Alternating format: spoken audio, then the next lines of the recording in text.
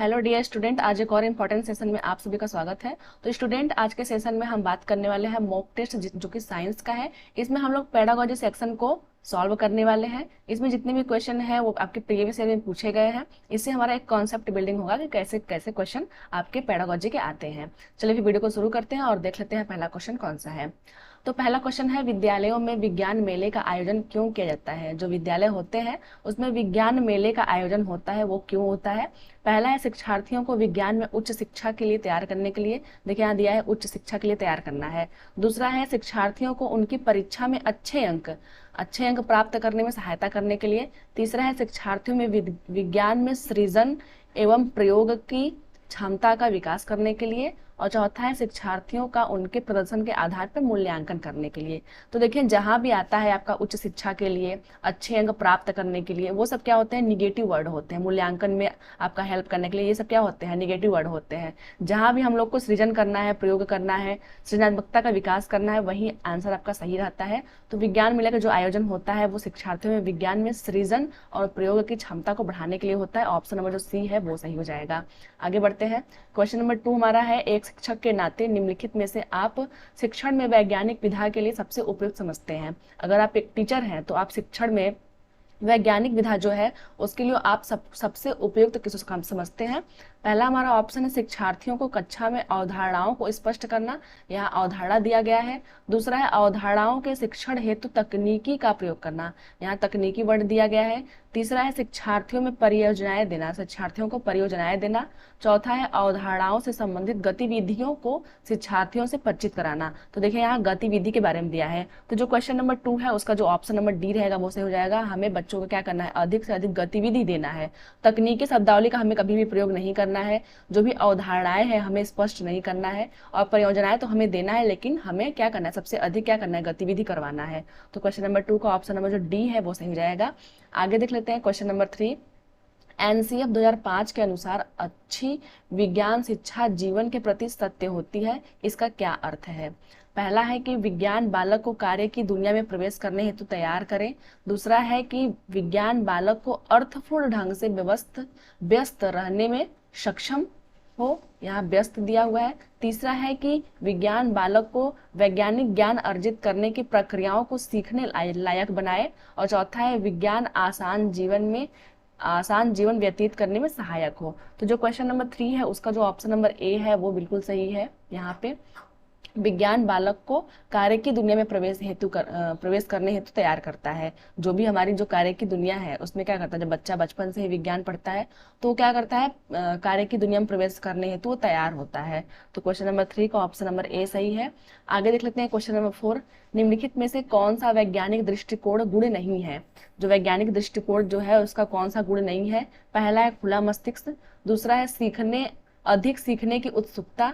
तीसरा है समस्याओं के प्रति व्यवहार में वस्तुनिष्ठता। चौथा है कठिन कार्य। तो देखिए जो क्वेश्चन नंबर 4 है उसका जो ऑप्शन नंबर डी है, कठिन कार्य, वो क्या है, वैज्ञानिक दृष्टिकोण का गुण नहीं है। अगर किसी बच्चे को कठिन कार्य देता है इसका मतलब ये नहीं है कि आप उसमें वैज्ञानिक जो दृष्टिकोण है उसका जो है उत्पादन कर सकते हैं। तो ये जो आपका ऑप्शन नंबर जो डी है वो सही हो जाएगा।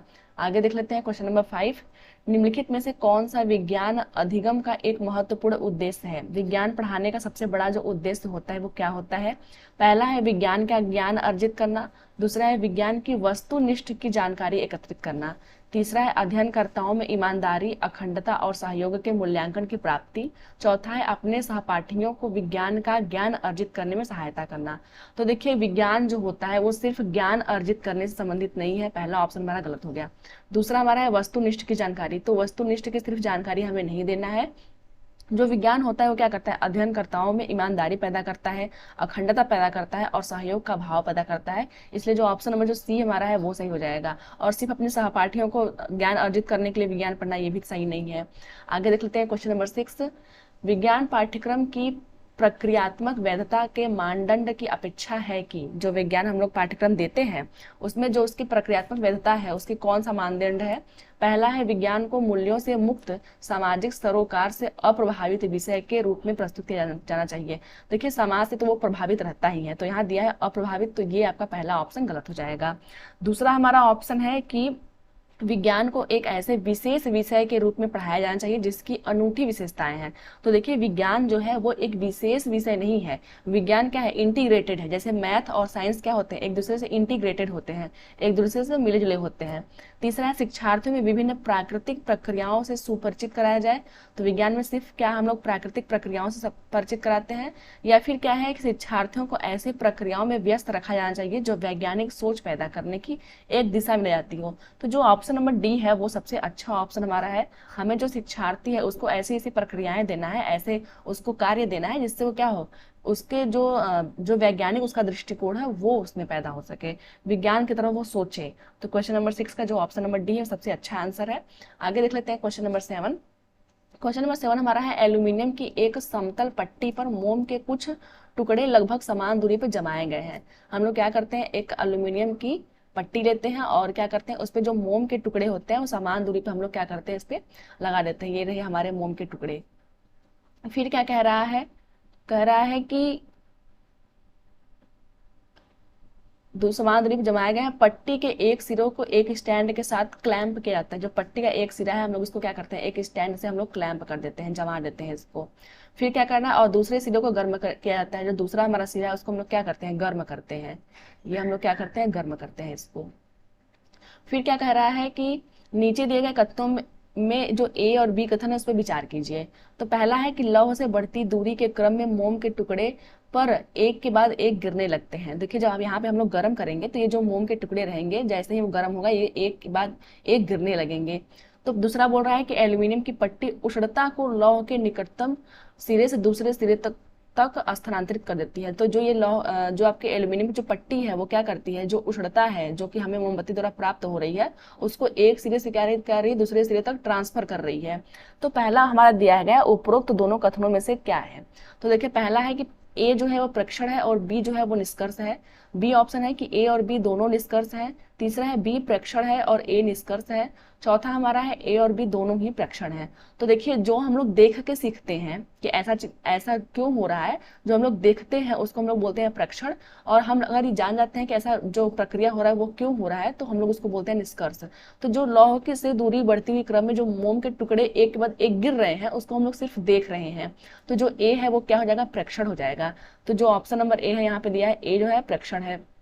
आगे जो हमारा बी है एल्यूमिनियम की पट्टी उष्णता को लौह के निकट सिरे से दूसरे सिरे तक स्थानांतरित कर देती है। तो ये हमें रीजन पता चला कि जो मोम जो गिर रहा है वो क्यों गिर रहा है, क्योंकि ये जो एल्यूमिनियम की जो पट्टी लगी हुई है वो क्या कर रही है, हीट को एक दूसरे से सिरे से ट्रांसफर कर रही है। तो इसलिए हमें पता चल पाया। तो जो बी है वो हमारा निष्कर्ष है, हम जान पाए हैं कि जो मोम की जो पट्टियां लगी हुई है वो क्यों गिर जा रही है। तो जो ए प्रेक्षण है और बी क्या है, निष्कर्ष है। ऑप्शन नंबर ए ही हमारा सही हो जाएगा। आगे बढ़ते हैं क्वेश्चन नंबर 8 की तरफ। क्वेश्चन नंबर 8 है कि एक शिक्षक कक्षा 7 के विद्यार्थियों में से निम्नलिखित प्रश्न पूछता है। जो 7 के विद्यार्थी हैं उनसे प्रश्न पूछा जाता है। प्रश्न क्या है, एक फ्रिज में 2 बर्फ के समान घनाभ लिए जाते हैं। जो बर्फ का जो समान घनाभ का टुकड़ा होता है उसको ले लेते हैं। फिर क्या करता है, उनमें से एक को चूड़ित किया जाता है, मतलब एक को हम लोग क्या करते हैं, पीस देते हैं। इसको हम लोग पार्ट पार्ट में डिवाइड कर देते हैं और दूसरे को ऐसा ही छोड़ देते हैं। जो दूसरा है वो बिल्कुल वैसे ही एज इट इज है। ऐसा देखा गया कि चूड़ित बर्फ जो है जल्दी पिघलती है। ये जो बर्फ है वो जल्दी पिघल जा रही है और क्या है कि ये जो है वो एज इट इज पड़ा हुआ है, धीरे धीरे पिघल रहा है। तो बोल रहा है इसका क्या कारण हो सकता है। क्वेश्चन पूछ रहा है कि जो इसका कारण है वो क्या हो सकता है। इस प्रश्न द्वारा किस प्रक्रियात्मक कौशल को बढ़ावा मिलता है। ये जो प्रश्न है कि इसका क्या कारण हो सकता है कि जो पिसा हुआ जो बर्फ है अधिक जल्दी पिघल जा रहा है और जो पिसा हुआ नहीं है वो देर में पिघल रहा है, उसका क्या कारण हो सकता है। तो क्या ये प्रेक्षण वाला प्रश्न है या प्रयोगात्मक प्रश्न है या परिकल्पनात्मक प्रश्न है या फिर चरों पर नियंत्रण का प्रश्न है। तो देखिए हम क्या कर रहे हैं, हम लोग पूछ रहे हैं कि ऐसा क्या जो कारण है उसका क्या हो रहा है। तो हम लोग सिर्फ देख ही तो बताएंगे। तो पहला जो ऑप्शन हमारा सही जाएगा, ये प्रेक्षण वाला क्वेश्चन है। हम लोग सिर्फ इसको देख रहे हैं, देख के हम पता कर रहे हैं। तो क्वेश्चन नंबर जो 8 है उसका जो ऑप्शन नंबर ए है वो सही हो जाएगा। आगे देख लेते हैं क्वेश्चन नंबर 9। निम्नलिखित कथनों में से कौन सा विज्ञान और तकनीकी के संबंधों का वर्णन करता है। जो विज्ञान है और तकनीकी है उनका कौन सा संबंध सही है। पहला है विज्ञान की तुलना में तकनीकी अधिक सृजनात्मक प्रक्रिया है।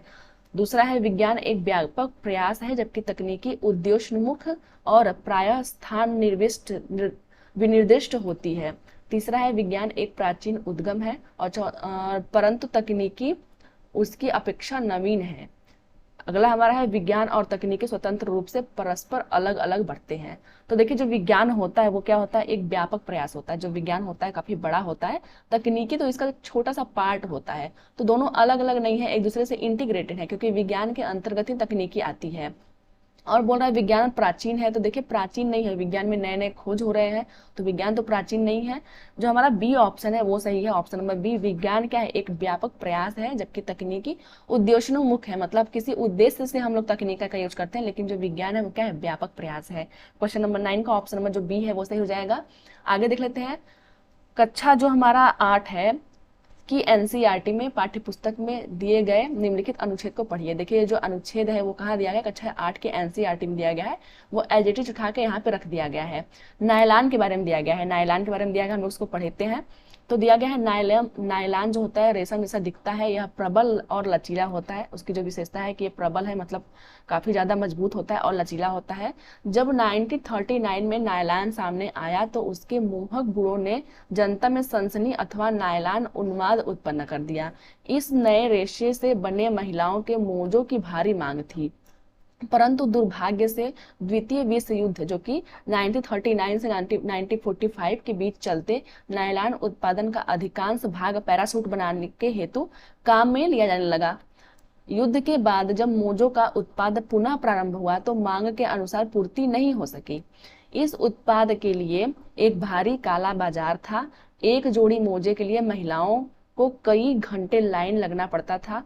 कई बार नायलॉन उपद्रव भी हो जाते थे। विज्ञान की पाठ्य पुस्तक में उपरोक्त को शामिल करने की सार्थकता क्या है।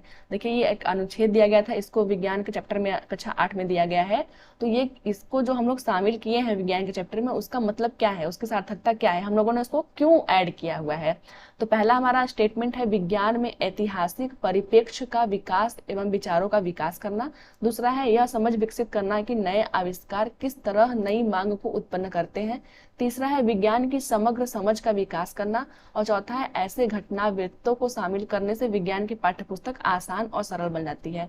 तो देखिए जो हमारा स्टेटमेंट नंबर जो 4 है कि विज्ञान ऐसे हम लोग घटना चित्र इसलिए हम लोग रखते हैं क्योंकि जो विज्ञान की पाठ्यपुस्तक होती है वो आसान बन जाती है।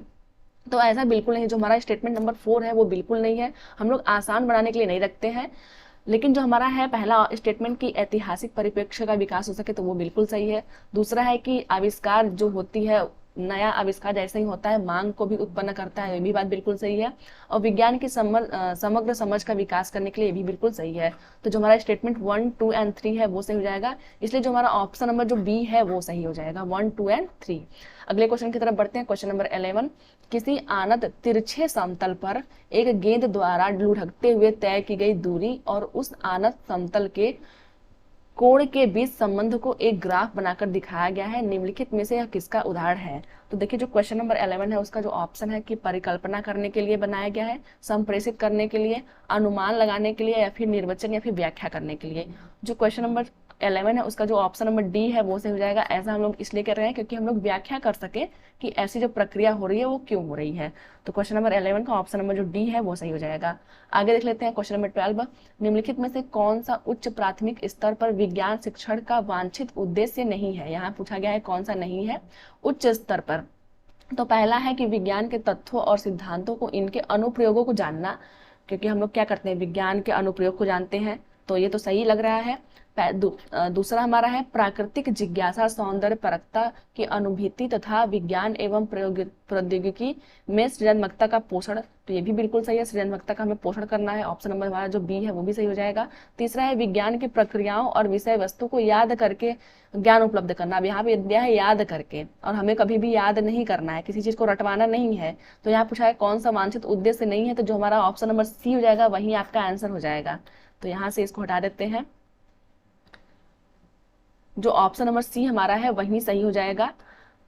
चौथा हमारा है ईमानदारी सत्यनिष्ठा और सहयोग के मूल्यों का विकास करने के लिए, तो ये बात भी बिल्कुल सही है। जो ईमानदारी, विज्ञान से क्या होती है, ईमानदारी आती है, सत्यनिष्ठा आती है और सहयोग का भाव पैदा होता है। तो क्वेश्चन नंबर 12 का ऑप्शन नंबर सी सही है, हमें याद नहीं करवाना है। आगे बढ़ जाते हैं क्वेश्चन नंबर 13, एक शिक्षक किसी अधिगम उद्देश्य को इस प्रकार बनाता है, सरल विद्युत परिपथ का उपयोग करके किसी युक्ति का निर्माण करना। यह अधिगम उद्देश्य नीचे दी गई किस संज्ञानात्मक प्रक्रमण से सुमेलित करता है। देखिए जो टीचर है वो क्या कर रहा है कि एक सरल विद्युत परिपथ बनाने के लिए उपयोग कर रहा है, तो वो किस प्रकार से संबंधित है, तो पहला है समझ विकसित कर रहा है, तीसरा है विश्लेषण विकसित कर रहा है, तीसरा है संरचना और चौथा है स्मरण। तो देखिए ये जो आपका क्वेश्चन नंबर 13 है उसका जो ऑप्शन नंबर सी है वो सही हो जाएगा। जो क्वेश्चन नंबर 13 है उसका ऑप्शन नंबर सी सही हो जाएगा। सरल विद्युत परिपथ का उपयोग करके किसी युक्ति का निर्माण करने के लिए हम लोग क्या करते हैं, बच्चों में सृजनात्मकता का भाव पैदा करते हैं। क्वेश्चन नंबर 13 का ऑप्शन नंबर जो सी है वो सही हो जाएगा। बढ़ते हैं अगले क्वेश्चन की तरफ। अगला हमारा क्वेश्चन है कि अच्छी विज्ञान शिक्षा को कुछ आधारभूत वैधता को पूरा करना चाहिए। उच्च प्राथमिक स्तर पे कक्षा जो 6 है के पाठ्यक्रम में छाया बनाने के संप्रत्यय द्वारा निम्नलिखित में से कौन सी वैधता का सर्वाधिक औचित्य का पालन होता है। देखिए यहाँ पे क्या है, अच्छी विज्ञान शिक्षा जो है वो क्या करती है, कुछ आधारभूत वैधता को पूरा करती है। तो जो हम लोग छाया बनाने की जो प्रक्रिया है उसको करते हैं, जो कि कक्षा 6 के पुस्तक में दिया गया है, उसको हम लोग क्यों रखते हैं, तो क्या है प्रक्रिया, दूसरा है संज्ञानात्मक, तीसरा है परिवेश और चौथा है विषय वस्तु। तो जो क्वेश्चन नंबर 14 है उसका ऑप्शन नंबर जो बी है वो सही हो जाएगा। जो हम लोग छाया बनाने की जो प्रक्रिया जो देते हैं वो सर्वाधिक उसका औचित्य है कि बच्चों में क्या होते हैं, संज्ञानात्मकता विकास होता है। क्वेश्चन नंबर 14 का ऑप्शन नंबर बी सही है। आगे देख लेते हैं क्वेश्चन नंबर 15। वैज्ञानिक ज्ञान के बारे में निम्नलिखित में से किस कथन से आप सहमत नहीं होंगे। जो वैज्ञानिक ज्ञान होता है आप किस कथन सहमत नहीं होंगे। पहला, वैज्ञानिक ज्ञान निरपेक्ष होता है, निश्चित होता है और शाश्वत होता है। तो ये बात बिल्कुल सही है। ऑप्शन नंबर पहला तुम्हारा सही है। जो वैज्ञानिक ज्ञान होता है वो निरपेक्ष होता है, निश्चित भी होता है और शाश्वत भी होता है। दूसरा हमारा है कि वैज्ञानिक ज्ञान के विकास में कल्पना शक्ति और सृजनात्मकता सम्मिलित होती है। तो ये बात भी बिल्कुल सही है। जब भी हम लोग विज्ञान पढ़ते हैं तो क्या होती है, कल्पना शक्ति का विकास होता है और सृजनात्मकता का भी विकास होता है। तीसरा है वैज्ञानिक ज्ञान सामाजिक एवं सांस्कृतिक रूप से अंतः स्थापित होते हैं। तो ये तो सही नहीं लग रहा है। अगला हमारा है वैज्ञानिक ज्ञान सिद्धांतों से निकलता है। तो ये बात बिल्कुल सही है। जो वैज्ञानिक ज्ञान होता है उस सिद्धांतों की वजह से ही निकलता है। तो जो क्वेश्चन नंबर 15 है उसका जो ऑप्शन नंबर सी है वो सही हो जाएगा। सबसे सुटेबल आंसर आपका यही होगा। तो फ्रेंड्स आज की वीडियो में सिर्फ इतना ही। मिलते हैं फिर किसी वीडियो में, तब तक के लिए धन्यवाद।